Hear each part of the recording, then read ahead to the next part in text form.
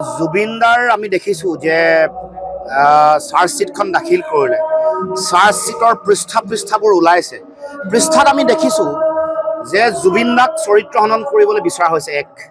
দ্বিতীয়, কিছুমান মানুহক ইয়াত ওলাই যাবৰ কাৰণে শাস্তিৰ পৰা ৰেহাই দিয়াৰ এটা কুটকৌশল ৰচনা কৰা হৈছে। তেওঁৰ এনেকুৱাকৈ চাৰ্জশ্বিট ফ্ৰেম কৰা হৈছে যেন তেওঁৰ সন্মুখত মৃত্যু হওঁতে যিসকল উপস্থিত আছিলে, প্ৰবাসী অসমীয়া যিসকলক অভিমন্যু তালুকদাৰকে কৈ তেওঁলোকক অনা নাই, তেওঁলোকক যেন ৰেহাই দিবলৈ চেষ্টা কৰা হৈছে। অথচ মূল মৃত্যুৰ সময়ত উপস্থিত থকা সকলো মানুহকে তদন্তৰ আওতালৈ আনিব লাগিছিলে, তেওঁলোকক চাৰ্জশ্বিটত তেওঁলোকক পাৰ্টি কৰিব লাগিছিলে। নকৰা কথাটোৱে স্পষ্ট ৰূপত প্ৰমাণ কৰিছে যে মুখ্যমন্ত্ৰী আচলতে কাৰোবাক খেনুক দেখি ৰন্ধা বঢ়া, খেনুক দেখি দুৱাৰ মৰা নীতি ইয়াত আছে।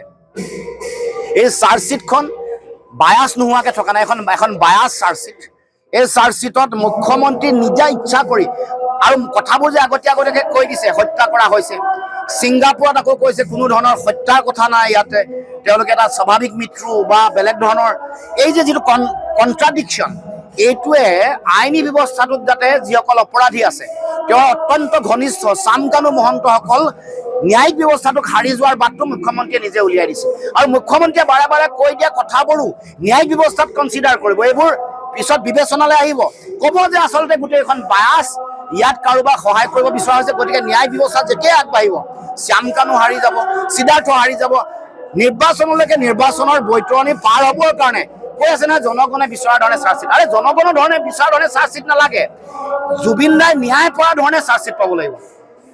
জনগণে যি টি বিচাৰিব পাৰে, জনগণে ৰাজহুৱাকৈ ৰাজপথত শাস্তি দিবলৈও ক'ব পাৰে, কিন্তু দেশৰ সংবিধান ন্যায়পালিকাই যি কৈছে, এই যে ছিংগাপুৰত থকা যিসকল আছে ব্যক্তি, যিসকল দোষী, তেওঁলোকক কিয় ধৰা নাই, এই প্ৰশ্নবোৰ আহিছে। জনগণে সন্তুষ্ট হোৱাতকৈ জুবিন দাই প্ৰকৃত ন্যায় পোৱাকৈ।